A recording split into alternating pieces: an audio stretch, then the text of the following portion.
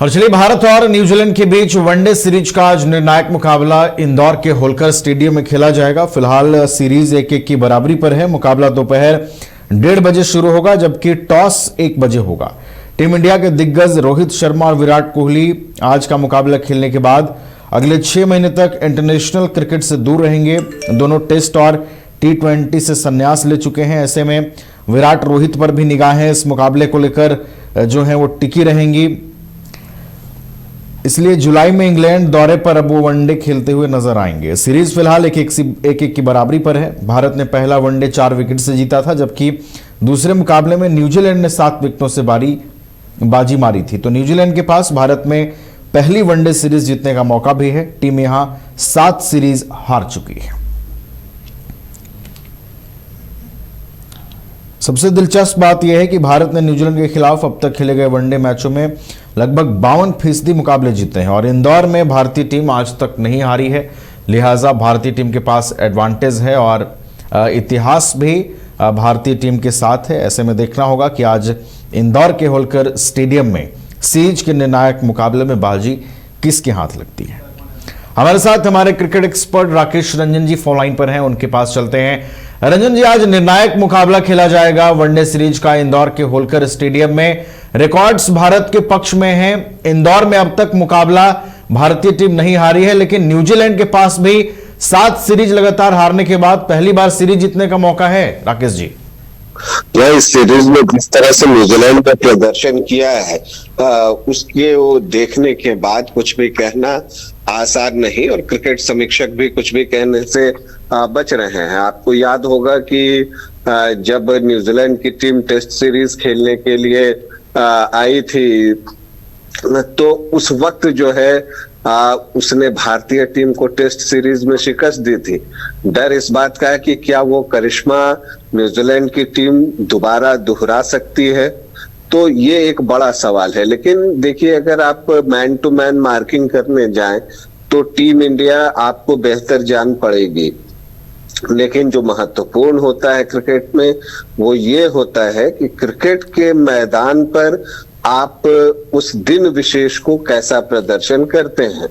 तो आप देखेंगे कि जो दूसरा मुकाबला खेला गया उस दिन विशेष को भारत का प्रदर्शन बेहतर नहीं रहा था। जो एक कोलैप्स आया था कि 118 रनों में भारत ने 4 विकेट गंवा दिए थे, उसकी कीमत टीम इंडिया को चुकानी पड़ी थी। तो क्या आज भी वैसा होगा, ये एक बड़ा सवाल है। लेकिन देखिए, जो भारत के लिए सबसे बड़ा कंसर्न है वो उसके स्पिनर्स हैं। जो पारी के मिडिल ओवर्स होते हैं वहां भारतीय टीम विकेट निकाल पाने में नाकाम रही है, और वहां पर न सिर्फ वो विकेट भी नहीं निकाल पाई और रन भी चेक नहीं कर सकी। तो ये एक बड़ी समस्या जो है वो भारतीय टीम के साथ है और वहां पर सुधार जरूरी है। रविंद्र जडेजा और कुलदीप यादव से विकेट की उम्मीद टीम को होगी। अगर ये दोनों मिडिल ओवर्स में विकेट निकालते हैं तो फिर भारतीय टीम ये मुकाबला जीत सकती है। इसके अलावा आप देखिए तो रोहित शर्मा ड्यू हैं, जो पिछले 2 वनडे इंटरनेशनल खेले गए हैं उसमें वो 20s में आउट हुए हैं। आमतौर पर सीरीज में एक मैच तो उनका होगा ही, तो ऐसे में उम्मीद ये की जा रही है कि आज रोहित के बल्ले से बड़ी पारी जो है वो निकलेगी, और अगर बड़ी पारी उनके बल्ले से निकलती है तो फिर भारत के लिए काम आसान हो सकता है। जो कंसर्न है एक ये भी है कि नीतीश कुमार रेड्डी, जिनको कि ऑलराउंडर के रूप में टीम में खिलाया जा रहा है, उनकी भूमिका आखिर है क्या? क्योंकि नीतीश रेड्डी की गेंदबाजी पर कप्तान को बिल्कुल ही भरोसा नहीं दिख रहा है और उनसे गेंदबाजी करवाई ही लगभग नहीं जा रही है। पिछले मैच में भी सिर्फ 2 ओवर उन्होंने किए थे। तो जब आप एक ऑलराउंडर है तो उम्मीद होती है कि वनडे इंटरनेशनल में आप 6 से 7 ओवर कम से कम डालेंगे। वो काम जो है नीतीश रेड्डी नहीं कर पा रहे हैं। इसके अलावा बल्लेबाजी में भी पिछले मैच में देखिए लगभग 15 ओवर का वक्त था उनके पास, तो एक अच्छी पारी की उम्मीद आप उनसे करते हैं, लेकिन वहां पर वो भी जो है उनके बल्ले से नहीं निकली। तो नीतीश रेड्डी के लिए देखिए, अगर आज अवसर मिलता है तो ये आखिरी मौका होगा कि उनको अपने आप को साबित करना है, या फिर अब आज आयुष बडोनी खेलते हैं, ये भी देखना जो है वो दिलचस्प होगा। सिराज भी अब तक इस सीरीज में उस तरह से प्रदर्शन नहीं कर सके हैं जिसकी कि उनसे उम्मीद रहती है। पहले मैच में तो थोड़े किफायती जरूर रहे थे, लेकिन उनसे अर्ली ब्रेक थ्रू चाहिए जो नहीं मिल पा रहा है।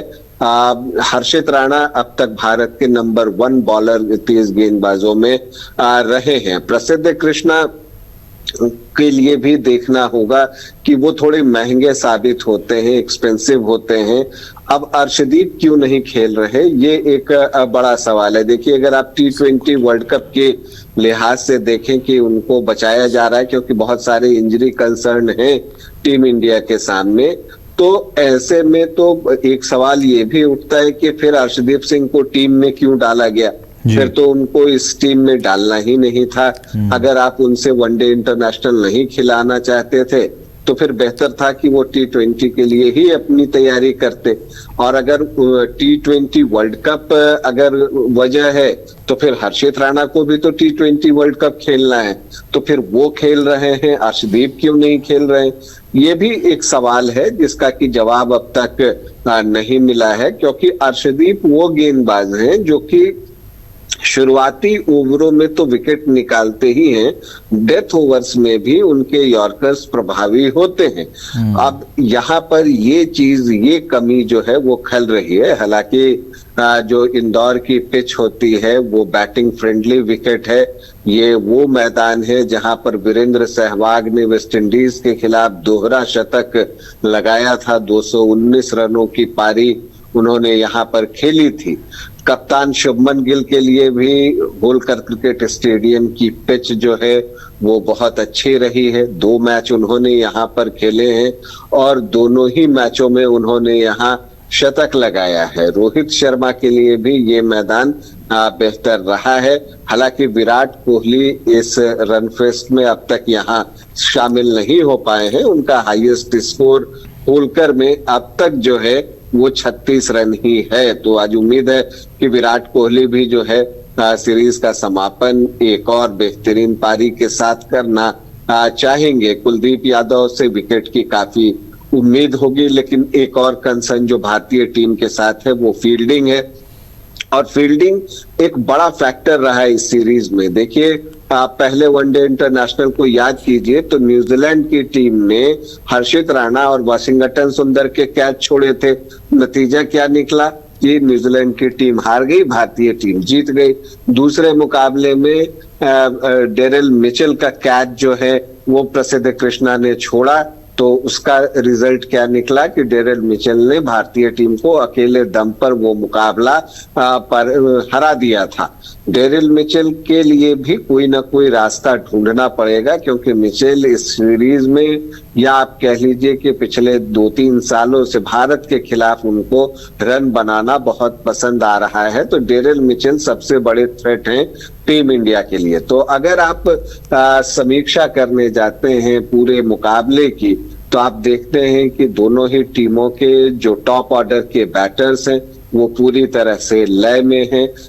रोहित शर्मा भले ही 2 बार 20s में आउट हुए, लेकिन शुभमन गिल लय में है, विराट कोहली लय में है, श्रेयस अय्यर जो है वो लय में है, केएल राहुल लय में है। दूसरी तरफ न्यूजीलैंड की टीम से देखिए तो कॉनवे की बात कर लीजिए, निकोलस की बात कर लीजिए, विलियन की बात कर लीजिए, मिचेल की बात कर लीजिए, तो सभी स्कोर कर रहे हैं। दोनों तरफ के बल्लेबाज पूरे फॉर्म में हैं। इंदौर की पिच बल्लेबाजों को रास आती है। तो ऐसे में क्या एक और हाई स्कोरिंग मैच हमारा इंतजार कर रहा है। आज वो चीज देखनी होगी, लेकिन मुकाबला कड़ा होगा। ये तीसरा वनडे इंटरनेशनल है, फाइनल वनडे जो है इस सीरीज का, ये है सीरीज डिसाइडर है। और इस सीरीज डिसाइडर में जो टीम मेंटली स्ट्रांग होगी, मिले अवसरों का लाभ उठाएगी और गलतियां कम करेगी, जीत उसे ही मिलेगी। चलिए, तो एक कड़े मुकाबले में आज भारत और न्यूजीलैंड की टीमें आमने सामने होंगी। सीरीज का यह डिसाइडर भी है। भारत इंदौर में अब तक कोई वनडे मुकाबला नहीं हारी है और भारत उसे बरकरार रखना चाहेगी और सीरीज जीत के साथ जो है ये मुकाबला खत्म करना चाहेगी। वहीं न्यूजीलैंड की निगाहें भी इंडिया में सीरीज जीतने पर होंगी। बहुत बहुत आपका शुक्रिया राकेश जी, हमारे साथ जुड़ने के लिए। तमाम जानकारी हम तक पहुंचाएंगे। घर रहने का मकान भर नहीं, ये खुशियों की तिजोरी है।